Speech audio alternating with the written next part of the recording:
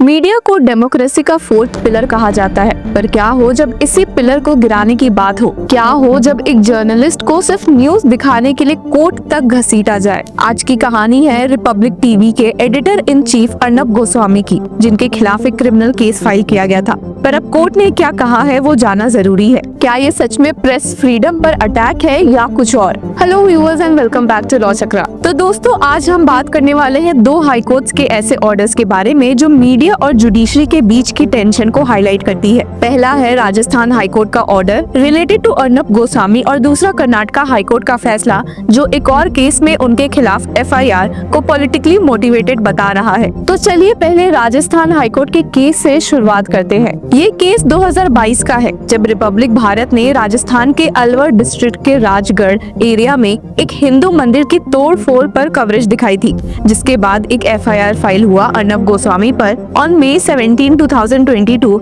at Amba Mata Police Station in Rajasthan's Udaipur based on a complaint by Congress spokesperson Pawan Khera. इस FIR को politically motivated करार दिया है अर्नब गोस्वामी ने, जिन्होंने फिर इससे क्वॉश करने की मांग करते हुए राजस्थान हाईकोर्ट का दरवाजा खटखटाया। उनके प्ली में स्टेटेड है कि in a case where the Congress government of the state of Rajasthan was being questioned, a member of the Congress has filed a complaint. This establishes how the entire case is motivated and made to harass and embroil a legitimate news network and its members in a litany of cases. Interestingly court का कहना है कि FIR के allegations को देखा जाए तो section 153A IPC जो कम्युनल हेट रेट बढ़ाने से रिलेटेड है का वायलेशन दिखाई नहीं देता। जस्टिस फरजांद अली ने कहा कि एफआईआर में जो एलिगेशंस है वो वेग है। इसमें कोई स्पेसिफिक स्टेटमेंट, ट्रांसक्रिप्ट या एविडेंस नहीं दिया गया है जो ये प्रूव करे कि गोस्वामी ने किसी कम्युनिटी के खिलाफ हेटरेट स्प्रेड किया। और सबसे बड़ी बात, कोर्ट ने कहा कि अगर इस केस में इन्वेस्टिगेशन आगे बढ़ती है तो ये प्रेस फ्रीडम का वायलेशन हो सकता है, क्योंकि बिना किसी स्ट्रॉन्ग एविडेंस के एक जर्नलिस्ट को लीगल प्रोसीडिंग्स में फंसाना अनफेयर है।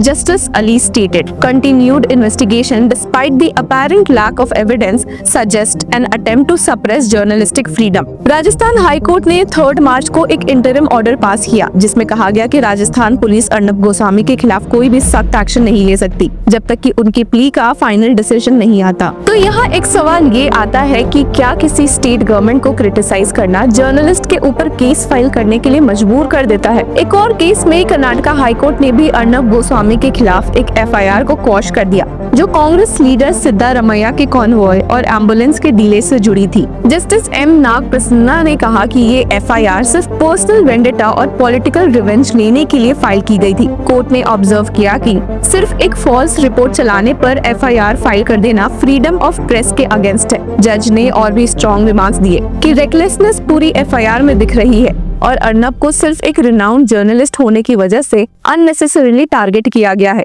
मतलब एक तरफ राजस्थान हाईकोर्ट कह रही है कि ये एफआईआर सिर्फ हरास करने के लिए फाइल किया गया है, और वहीं दूसरी तरफ कर्नाटका हाईकोर्ट भी कह रही है कि लीगल प्रोसेस का मिसयूज हो रहा है। तो दोस्तों, एक बड़ा सवाल ये उठता है कि क्या जर्नलिज्म सिर्फ एक तरफ चलने वाला प्रोफेशन बन चुका है? क्या एक तरफ की मीडिया को सजा मिलती है और दूसरी तरफ की मीडिया को प्रोटेक्शन मिलता है? इस केस में अर्नब गोस्वामी का आर्ग्यूमेंट ये है कि कांग्रेस की राजस्थान गवर्नमेंट के खिलाफ जब न्यूज दिखाई गई तो एक कांग्रेस लीडर ने ही एफआईआर फाइल कर दी। इससे एक क्लियर पैटर्न दिखाई देता है कि जर्नलिस्ट पर सिर्फ इसलिए केस फाइल किया जा रहा है क्योंकि उन्होंने गवर्नमेंट की अकाउंटेबिलिटी पर सवाल उठाया। पिछले कुछ सालों में मल्टीपल जर्नलिस्ट को या तो जेल में डाला जा रहा है या उनके खिलाफ एफआईआर फाइल हो रही है। यहाँ पर एक और एंगल हमारे सामने आता है कि क्या मीडिया को डराया जा रहा है? क्या ये एक वार्निंग है कि अगर आप सरकार के खिलाफ न्यूज दिखाएंगे तो आपको भी कोर्ट के चक्कर लगाने पड़ेंगे? इंटरेस्टिंगली सुप्रीम कोर्ट और हाई कोर्ट्स ने कई बार कहा है कि फ्रीडम ऑफ स्पीच और प्रेस डेमोक्रेसी का एक फंडामेंटल पिलर है। तो जब राजस्थान और कर्नाटका हाईकोर्ट जैसे जुडिशियल बॉडीज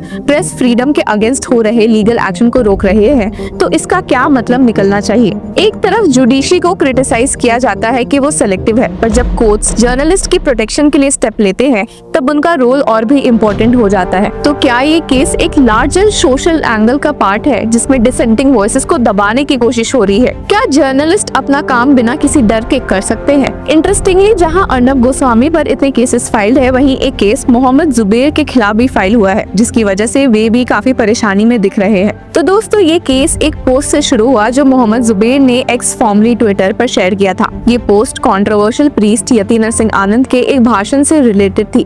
गाजियाबाद पुलिस ने अक्टूबर 2024 में जुबैर के खिलाफ एफआईआर दर्ज की, जिसमें उन्हें रिलीजियस एनमिटी भड़काने का आरोप लगाया गया था। बाद में इस केस में एक और सीरियस सेक्शन जोड़ दी गई, सेक्शन 152 ऑफ बीएनएस, जो भारत की एकता और अखंडता को खतरे में डालने से जुड़ा हुआ है। अब कोर्ट प्रोसीडिंग्स की बात करें तो जुबैर ने एफआईआर को चैलेंज किया है और हाई कोर्ट में प्रोटेक्शन की डिमांड की है। पर यूपी सरकार की तरफ से additional advocate general Manish Goyal ने सख्त विरोध दिखाया था। उन्होंने सुप्रीम कोर्ट के निहारिका इंफ्रास्ट्रक्चर केस का हवाला दिया था, जिसमें कहा गया था कि बिना प्रॉपर जस्टिफिकेशन के किसी भी अक्यूज्ड को जुडिशियल प्रोटेक्शन नहीं दी जा सकती। इस मामले में अभी इलाहाबाद हाई कोर्ट ने ऑर्डर रिजर्व तो कर लिया है, तो देखते हैं आगे क्या हो सकता है। एक तरफ मीडिया का प्रेशर, दूसरी तरफ पॉलिटिक्स का इंटरवेंशन और बीच में जुडिशरी के लीगल ऑर्डर्स। पर आपको क्या लगता है, क्या ये प्रेस फ्रीडम पर अटैक है या जर्नलिस्ट को भी लॉ के सामने अकाउंटेबिलिटी होल्ड करनी पड़ती है? क्या मीडिया सिर्फ एक तरफ की खबरें दिखा रही है या सच में फ्री स्पीच का गला घोटा जा रहा है? और सबसे बड़ी बात, क्या जर्नलिज्म सिर्फ एक पॉलिटिकल बैटल फील्ड बनकर रह गई है?